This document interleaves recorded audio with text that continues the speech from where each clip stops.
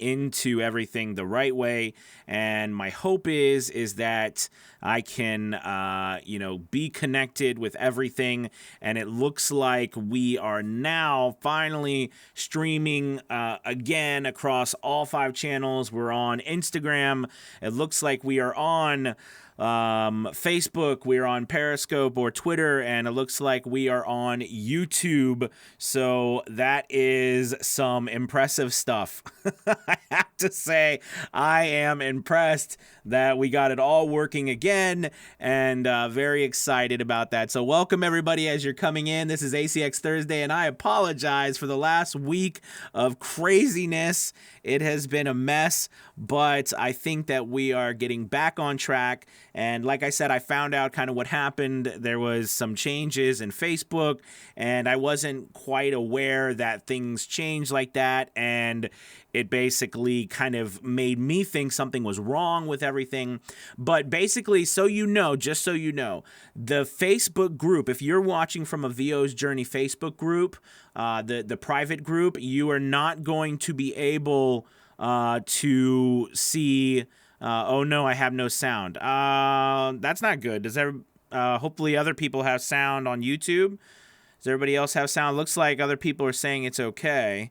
Everybody okay there? We've got, okay, good. All right. So maybe Samir, maybe something's wrong with, your YouTube or something with your settings. But basically the issue is that if you're in a VO's Journey Facebook group and you're watching, I can't see your comments because Facebook changed something, and until they get that back up and running, you'll be able to see me, but I don't think you're going to be able to make comments. So if you want to make comments, you either have to flip to Anthony Pica VO on the Facebook group, or go to YouTube, or pop in on Instagram. So I want to welcome everybody again today on Instagram. We have Jeremy. What's up, Jeremy? He's joining on Instagram. You got like different views, right? We've got Tyson. What's up, Tyson? We've got John, Walter. Good thing. Let's see. We've got we got Judy on Facebook, Flip, and YouTube. Steve. What's up, Steve? On Facebook, Jim, Zach, Simone, or if it's Simon. You know what? I never even realized that. I hope it's Simone, not Simon. Maybe it is. I don't know. Whichever one it is, I apologize if I screw that up.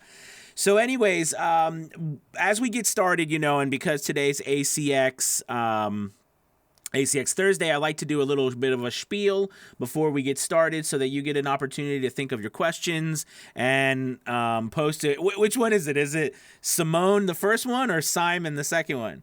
Because I can't see a picture. I don't know which one it is, so I'm not sure. Anyways, first one. Okay, so the first one was Simone. Awesome. Anyways, I want to talk to you today about experimentation. Yes. I think that one of the benefits of being on ACX is that you get an opportunity to experiment with your auditions. And if you, I'm going to tell you something that I remember happening to me a lot. When I was first starting out and I was doing a lot of books, I no matter how many I did and the different types, I never felt comfortable.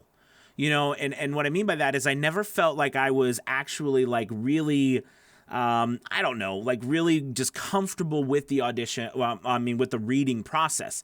It wasn't just that the words, yes, there was words here and there that were trouble words, but that's not what I mean. I meant like, I never felt like I sounded I sounded right. I was always uncomfortable while I was reading out loud, like I was doing something wrong. And it bothered me. It just bothered me all the time. And I mean, I did lots of books, short books, to the point where I was starting to get paid lots of money to do really long books, 300,000 word books. I mean, it was to the point where I was constantly doing everything I could to sound like, it was just, I was in my head all the time, and I was always uncomfortable. So if you experience any of that, any of those issues, any of those feelings or thoughts, one thing that I really like to promote is experimentation. So what I mean by that is that when you go to audition, it's a nice idea to try different ways of different types of voices, different styles and cadences, different ways of thinking about your piece. Maybe for an audition, instead of just, opening the script, looking over it, and then just starting to read, maybe you set some parameters like you're going to, and I know this is silly, but why not? You're going to read every third sentence faster than the first two. I know that's silly, but this is a great opportunity for you to try things to spice up what you're doing. Other than that, things like, in this paragraph, I'm going to read this like I'm angry. In this paragraph, I'm going to read like I'm discovering, something about myself. And this paragraph, I'm going to be shocked, and you put these words to an overall emotion or story, and it goes deeper than just what you're saying. Right? It goes past the words to you're telling a story behind the words, right? We're telling stories within stories. That's why they say body language, your tone, your pitch, the speed, the volume, the cadence in which you talk tells a whole nother story, right? Just like if I looked at you and said, I really hate you, that doesn't make sense, right? Because you're like, well, I mean, okay, I really hate you too. Like that's not how you say that with the proper inflection and expression and, timbre in the voice, right? You don't say it like that. Okay. But what you do say is, you have to switch that around and try it. However, because I said it like that, it gives a different feeling, right? It gives a different story underneath those words. So when you're trying to get better at being an audiobook narrator, and that's what we're talking about. And by the way, this is for all of your voiceovers, your narrations, your acting. This is for everything.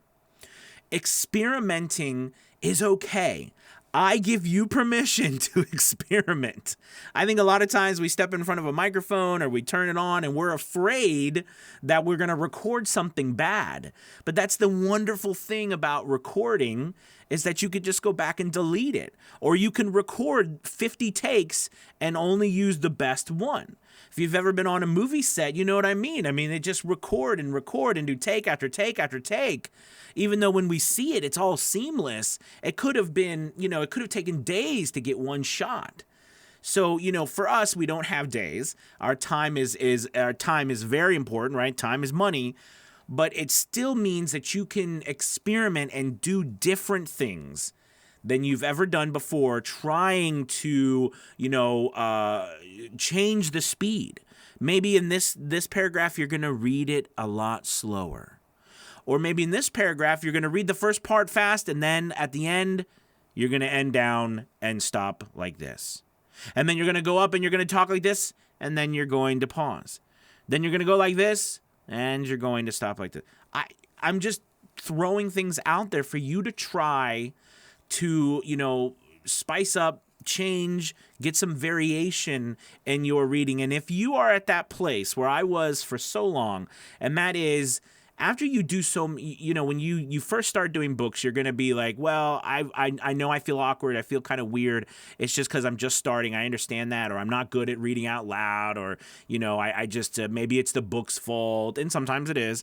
But, there's all these other things. But after a while, you do enough and you keep feeling that way, then something's not right, and it's beyond the book. It's now has to do something with you, and in this particular case, it usually has to do with the fact that we don't know how to take the words that were written for somebody else, right? Not because we don't read a book that was written for us to read out loud. And most writing is like 95% of writing is never meant to be read out loud. You know what I mean? It's meant to be, it's written down in a certain way. It's not meant to just be read out loud. So the thing is that because of that, you have to understand that we have to be able to take words that are not our own, and we have to be able to tell a story underneath that story. And we do that by the pitch, the cadence, the way we form a word. Where do we put the inflection, or where do we put the what am I looking for? Where do we put like the stresses? On what parts of the words do we stress? I always like that idea that vowels are your friends. Okay, vowels are your friends. We don't say vowels are your friends, right? Vowels are your friends. The vowel sounds are, now I know vowel because it was the W, but the point I'm trying to make is that these are all things that we have to work on constantly in order to get to that point where we can talk, we can change the message that we are trying to relate based upon what the text is giving us, but also telling another story layered underneath the story of words. And if you are right now just being that person who's like, look, Anthony, I'm just trying to get the darn words out and get it recorded, and then heaven forbid I have to master it and figure out how the formatting is, and God, I can't get this little hiss out of it just hisses every time I record. I can't even think about it. I understand. I've been there. But being able to tell a story within a story, no matter what you're reading, that is the ultimate goal that you should strive for. Because once you do that, you will be so marketable, right? It's insane. Because you could take anything and turn it into more than it is. That's what our goal should be. All right, so I know that was my little spiel for trying some different things, experimenting. Now's the time, if you've got some questions for me, go ahead and type them in now for ACX. I know I've been working with more and more people who are having lots of success on ACX, so I'm very excited about that for them. And if you have any questions about that, anything about your profile, about samples, about auditioning, okay, because auditioning, you have to audition on that platform, and it's great for so many reasons. It's free to audition. There's unlimited amounts of books to audition for, even if you're just auditioning to audition and you're not even going to get the book. By the way, just because you audition for something that is not in your price range doesn't mean A, you have to accept it, and B, that you don't counter. Like you could audition for something that's paying $100 an hour and say, you know what, I don't want that. I'll do it for $150 an hour. Send it back to them. You don't have to, that's the wonderful thing about ACX. It's flexible. Don't be so hard. It's all flexible. It's all negotiable.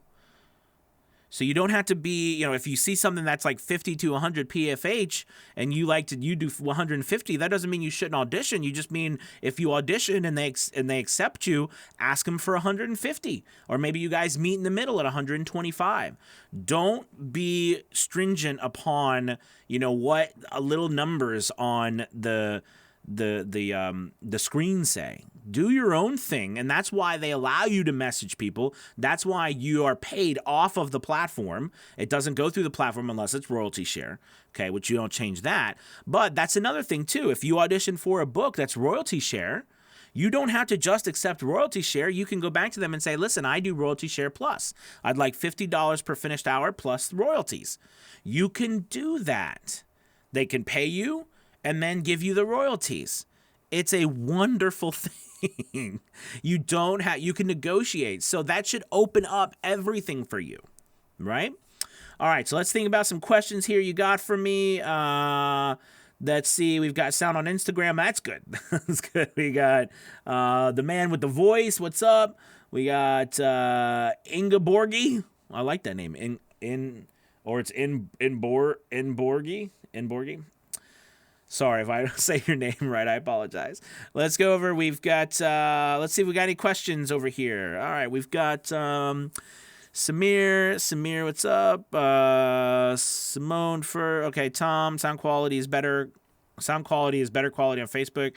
Good. One of my favorite things to do is rehearse way over the top. So when I do it for real, my natural self tends to have more life. Absolutely. That's a great way too. Like if you find yourself nervous, which people get, that you're going to mess up or something when you get into it, do something that gets those nerves out. All right, whether you've got to, like, you got to do something crazy or whatever, you got to jump up and down, or you have to yell really loud, or you've got to just be like, over the top, and then start. Okay, do it, because one, most likely, unless your family's like viewing you on a monitor, no one's watching you, so it's okay to do whatever you need to do, right? And you don't have to record that, so no one will ever know. Let's see. Zach says, when midstream working on a book, especially if unsure, do you send samples periodically to the author to make sure you are on track with their vision? Good. Hey, good question, Zach. I personally do not. That's for the first 15 minutes. But actually that's not true. Sometimes I will deliver chapter by chapter if we've talked that way. However, this is what I found. When you start delivering things chapter by chapter, what you can run into is that, a book, a chapter by itself is going to be read a certain way, but the entire book, when you put it together, it might make a lot more sense for that chapter to be read the way it was read in the context of the entire book, as opposed to just that one chapter by itself. So what happens is you're dealing with authors or producers or publishers who are not directors, okay? Because you have to direct yourself. So you have to think about this, even though you're going to come across many who are like, yeah, but I really want it this way. And sometimes you have to do your best to work with them. But sometimes you're like, I'll sometimes say, hey, listen, I know that's what you're saying, but trust me, this is going to be better. Sometimes you have to let them know. But for the most part, do the best you can. But I would suggest you do the 15 minutes, and then unless they have specifically come to you and asked you to do that, submit the whole book, so that it's not, you don't submit a chapter, they come back with you with, 20 things you have to fix, and then you got to go back and forth, you know what I mean? Submit the whole book. Trust me, I have been down the road of doing it, one chapter at a time, and it can really push out the time frame of the book. Donna, hi Donna. Simone, emphasis on the right syllables, right? This is really good stuff. Thanks, Alan. This is solid gold. Thanks, John. Thanks, Samir. Should I change all my samples if I have a new mic? That's a good question, Judy. It's up to you to listen to it. My suggestion would be start doing it slowly. And it's not just a new mic. The reality is, and this is for everybody, we need to change up things because as we go along, we get better. Okay, our voice, our cadences, the way we talk in front of a mic changes. If you go back and listen to, and I would suggest I would suggest you do it. You could go on Amazon, type in my name, and go back to 2017 and look at some of like the summary books and stuff I did. You'll listen to them and you'll be like, wow, that sounds so much different than the way he talks now and the way he does stuff now. Because I was very nervous and I was very uncomfortable when I was reading. Although some people say it was good. I'm being too hard on myself. But the point is I can hear how different it sounds, and you probably will be able to as well. If you go from there and then you for example, you listen to me talk now or listen to me narrate another book now, it would be completely different. And with podcasts and everything, because now I am so much more me than I was then. I didn't know how to express me effectively over on a mic, through a microphone. I didn't know how to do that yet. So it took me a long time to figure that out. Podcasting helped a lot. Have a 20 to 30 minute conversation with yourself out loud every night, just talking about your life. And I promise you will get better at being yourself while you're talking on a microphone. And by the way, you do this while no one's around, right? So I do a podcast, you know what I mean? And I do, I'm all alone. I'm all by my lonesome. It's nighttime usually. Everybody's sleeping. And, you do this over and over again, And, that's Jeremy, you compared to then to now, you don't sound so tired. I think I sounded so tired then because I literally was recording those at 1 or 2 a.m. in the morning. So I was probably exhausted too because, that's when I recorded, right? That's funny. That is really funny. Anyways, but again, try that and you'll see. I'm not saying you have to start a podcast, but you've got to find a way to get used to talking out loud without that's why I want you to experiment, because without just having to be constrained by the text. Because when you're constrained by the text, it's always someone else's words. And if you're always saying someone else's words, you're not going to know how to say it yourself. Another thing that you might want to try is read a paragraph and then go back and record yourself saying the general idea of it. That's a powerful tool as well. Sometimes I do that if people are having a hard time. Do you know what I mean?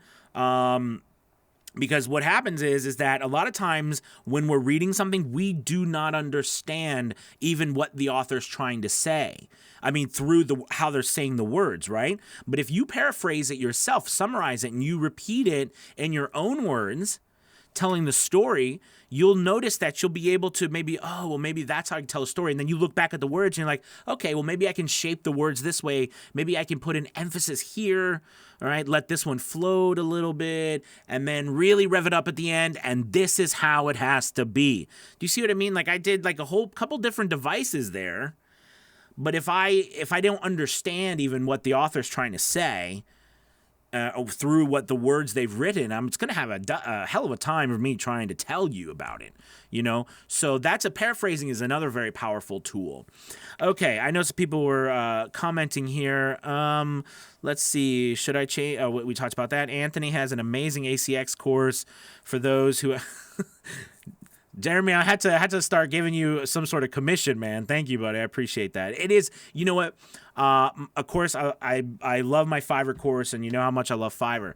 I will have to say, though, I really feel like if you've seen the Fiverr course, the ACX course is actually, it's really phenomenal. I think it's like the under the table phenomenon, really. That course really is one of the best courses I've ever created, I think, the ACX course. But since ACX is not as flashy as Fiverr, it's not as... I haven't sold as many of those, but I've sold an awful lot, but it's a great course if you're interested in it. You can get that on avosjourney.com. Thank you, Jeremy. Samir, I was thinking about when I start ACX, if offering a book trailer to the author as well, would that be something you think authors would like? Samir, I love that idea. Why not? Your services come with, when you send the messages, you could say, hey, I also offer a book trailer. I love it. And you could say, if you send me your email address, I'll send you a copy of it. That's pretty cool. I like that idea. Why not? That's what I love about ACX. It's an open forum. You can do whatever you want. That's a great idea, man. Yeah, absolutely. Just make sure make sure it's good. So that I don't want you to lose the deal because your trailer wasn't, what you've used as an example or something wasn't good. You know what I'm saying? But I love the idea. Absolutely. Let's see. But Samir, I do want to say this. Don't let that stop you from auditioning. I would rather you do hundreds of auditions while you're working on getting, the system down and the right way to do your ACX, your trailer, your book trailers down, instead of waiting to be able to offer a book trailer and then auditioning. Just start right off the bat and then keep working on the trailer. Okay, let's see. Is any questions over here on Instagram? No, not at the moment. All right, compared... Oh, yeah, we talked about that, Jeremy. Simone says, Anthony, do you do phone coaching? I would love to talk to you about some things going on here with my situation. How much do you charge, if you charge? Simone, yes, I do one-on-one coaching, absolutely. And I charge $100 an hour. And and I charge, if you want to do less than an hour, I can do $50 for 30 minutes. but I do phone to phone as well as coaching over. I do live stream coaching with you. We can do that, and you would get a recording as well. So you can do that. You can set that up or contact me, message me. But absolutely, I'd love to help. And I've had the fortunate pleasure of doing a lot of ACX coaching in the past and audiobook work. But coaching actors is one of my lifelong passions that I've always had. I love coaching actors and acting. It makes me happy. Okay. Ryan says, I do a podcast for my day job. Has helped me a lot in my VO gigs. Yes, absolutely. You just get used to talking, especially if it's not scripted. Because I think a lot of times we are so focused on the script part, we've got to be able, because even though we have a script when we do voiceovers, it's like we are improvising with a script, right? Because we haven't had a chance. And unless you are getting paid a lot of money, the likelihood is you're not going to read the whole book because you don't have time. So you've got to skim over. So that means you don't really know all the ins and outs of the book. So you've got to be able to improv while you're reading. Okay, so that's a skill in itself. Don't beat yourself up. There's so many skills that you have to learn in order to be an effective cold reader. Because make no doubt, this is cold reading. Cold reading is when you take a piece, you read it for the first time, you've had no time to practice it. Cold reading is hard. And that's what the majority of us are doing because we're not being paid an amount of money that makes sense for us to read an entire book, then go back and narrate it, then go back and listen to it again. That's triple the amount of time. So we don't have that time with the money that a lot of us are starting out charging. So we have to get really good at cold reading. I do recommend one time that you try to read the whole book from beginning to end, just to see the difference. You might find that you'll never want to do audiobook again without doing that, because it'll be completely different if you know the entire story. But at the same time, it's going to take you all that time to read the book and then go back and, people will have different opinions. People will say, listen, you shouldn't do something unless you do it the absolute best way you should. I agree with that. But at the same time, we're running a business and I want to do things the very best way I can. But I also have to be aware of the time I have. And if you are working a full-time job, you have a family, you got all these things going on, your time is so precious that you have to make the very most of every second, which means that you've got to figure out systems, ways around, reading synopsises, reading summaries of the book. I've done lots to try to figure out ways to understand the story without having to read the whole thing. Because, if I'm doing imagine you're doing a 200,000 word book. You got to read that whole thing, narrate the whole thing, listen back to the whole thing. My God, you'll be dead by the time you get paid for that. All right, that's a lot. So that's why you either use other people to help you or you find new methods to make it a little quicker. Okay, that's what you'll be. I know why I said that. You'll be dead before you finish. Sometimes it feels like that. You audiobook narrators know what I'm talking about. Let's see. Justin, I had a question. Have you ever made a blooper reel and offered that to be added at the end of the book for extra content? Justin, I've never done that, and I've never even thought about that. I don't know. That's interesting. I think in the right context, it would work. Like if it was a comedy book, do you know what I mean? It was something funny, or it was a biography about a comedian's life or something like that. I mean, that's funny too. But I think what happens is when you do bloopers like that, then you make it about you, the narrator, and not about the book. So a lot of times people will probably stay away from that. But, I'm not saying it won't work. I don't know. I've just never even thought about it. So it's a cool idea. Richard, changing samples does work as well. I've got one book there, and it talks for 6, and talks for 6 more. Nice. Samir, awesome. Thanks, bud. Absolutely. Richard got 2 on Fiverr as well, embracing the books. Yeah, there's good money in books. Luis says, you skipped my question. Oh, no. What was your question, Luis? Let me...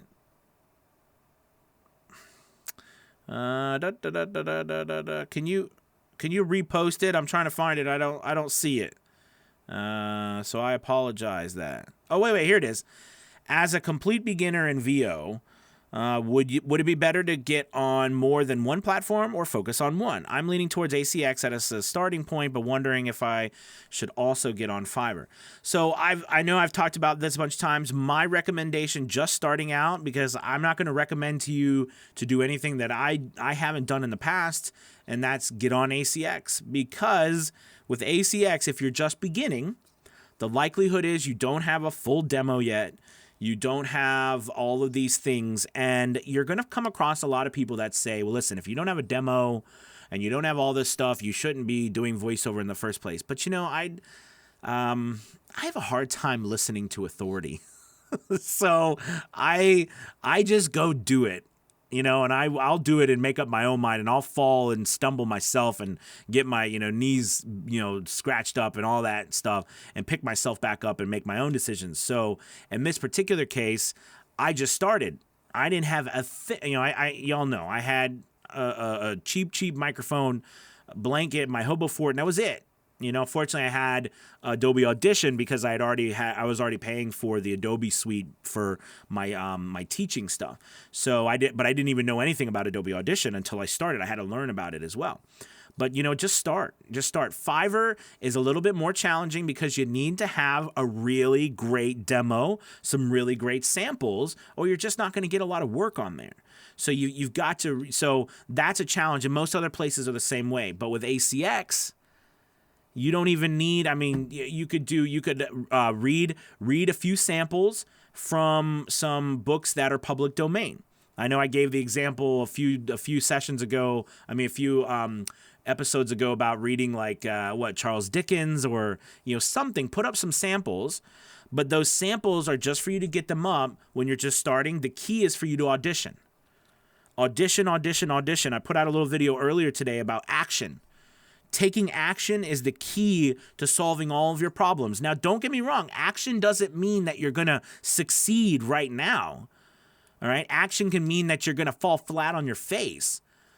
But the good thing is you fell on your face, hopefully forward. You're going to get back up and move forward, right? I don't know. I was stretching with that one. But the point I'm trying to make is you want to keep moving forward. Even if you fall down, get back up and keep moving forward. And the only way you can do that is by actually auditioning and getting feedback, and we don't get a lot of feedback from people we audition for, but you getting feedback from yourself, being a part of a community. If you're part of the VO's Journey Facebook community, it's an incredible, very active community. One thing I love about our Facebook group, it is so active. I've been a part of some other groups, and they're not very active, and then if you post something, heaven forbid you post something or you get, torn apart. But I love our group. It's a very supportive group, a VO's Journey Facebook group. If you haven't joined it, you should. Okay, let's see. I got off topic there. So hopefully that helped, Luis, and thank you for reminding me. Sorry I missed that. Okay. Oh, thanks so much. Really appreciate it. Sorry, so late, Big Jim. And not sure if this has been asked, but do you suggest adding special effects to a job, or does ACX not allow that? Okay, two things. ACX does allow that. You can create an entire production, audio production within your book. That's fine. You can, but I can tell you this. The reality is, unless it's asked for or unless you get it down really good, I don't want you spending so much. Okay, well, let me put some parameters around this. If you are auditioning for books, that are under $200 per finished hour, again, we're talking time here. We're talking time. Now, by the way, if you're using your time poorly, it doesn't really matter how well because you're not managing your time.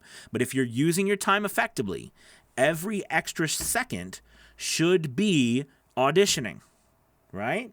Every extra second should be auditioning or putting up samples. And then the times where you are doing that, it should be audition. You should pick up, get the script, read what the author has written, because the author will leave comments. Read the synopsis to the best of your ability. Look over the copy. Read about 2 minutes. Make sure you fully produce it as you would a regular book for ACX, and then you put it up. and move on to the next one. If you are doing a book that's, $400 to $1,000 per finished hour and you think it should get some music, then by all means give that a shot. But just know that, it's still very slim, the amount of books that are using special effects. Do I think it will grow? Sure. But I at this point, the type of books that we're auditioning for, it becomes a waste of time, in my opinion. And this is all my humble opinion. But again, if you want to, though, it's your business. Go for it. Just note that I'd hate for you to spend 3 hours for an audition because you were putting some special effects there. And they're like, hey, it sounds really cool, but you're not the voice we're looking for. I mean, you just wasted 3 hours when you could have done it. You could have got the same answer in 15 minutes. Okay, so that's what I think about when I think about that. All right, let's see. Blah, blah. Flip says time is money. I thought about it recently. Christopher says, just finished recording and editing a 12-hour book, and it definitely feels like it takes forever. Absolutely. Justin says, good point. This says, thanks for answering my question. Absolutely. Luis says, awesome. Thanks so much. You bet. John says, I'm still a little anxious about my recorded voice, but I have a chance to do voice recording for a small group at work. Nice. Good strategy. Like live? Are you talking about you're doing like acting, or you're going to let them listen to it, John? Because live acting is going to be different. Although it's not, it's just different because now you're worrying about your body. When we're in front of a microphone, we don't. Even though I talk about using expression, which is so important, people aren't looking at our bodies, so they can't see it. But when you're acting live on stage, just like they say, body language is actually what people, you communicate more through body language than you do through the words you're saying. But when we're in front of a microphone, we don't have that visual aspect, so everything we say has to be through our words. And because of that, what you're saying is, I don't know if you're going to be in front of them physically or you're just going to have them listen to it. Just note that whoever you have listen to something, remember, if they're not a trained professional too, take what they say as with a grain of salt. All right? Recorded factual stuff. Yeah, I mean, why not? If you want to, that's fine. If you want the people at work knowing what you're doing, sure. There's no reason why not. But unless you think you got some real critical people at work and they're going to shove you down, then don't do it. Don't waste your time. Sometimes you just got to go and ignore all the stuff around you and keep going and keep going and keep going. You'll get better. So I don't know. I'm gonna put a 50-50 there, John. Okay, let's see. Just send a request to join the VO journey. Yes. That's how you join the group. Well, you got to make sure you fill out the questions and hit that you accept. I actually deny about 4 to 5 people a day from joining the Facebook group because they don't fill out the questions. So make sure you answer the questions. There are just a couple of them. But the most important part on that whole thing is that you accept the terms of use, which the most important thing to me in that group is that we respect everybody there. We respect everybody there. You contribute and you respect each other. That's my biggest thing. Chris, the author I'm working with, asked me to add an effect that makes incoming calls to the POV character sound like a phone call. By the way, very easy to do with EQ and Audacity. Doesn't take a lot of extra time. Oh, well, that's cool. But Chris, it sounds like you're already doing that. Do you know what I'm saying? Like, that's a book that you're working on, so that makes sense. If it wasn't something you were working on, I'd be like, I don't know, right? Like just an audition. All right, you guys. Well, listen, hey, thank you so much. It looks like we've had a lot of wonderful questions. This was a great session. Remember, experiment. Get out there and experiment with your auditions. Do what you need to do in order to, to push yourself to another place that you haven't done, that you haven't been before. Don't do the same thing over again. Try different speeds. Try different pitches. Try, different ways of thinking about what you're saying. Try to add an emotion to the words you're saying. Paraphrase, like we talked about. Read over a paragraph.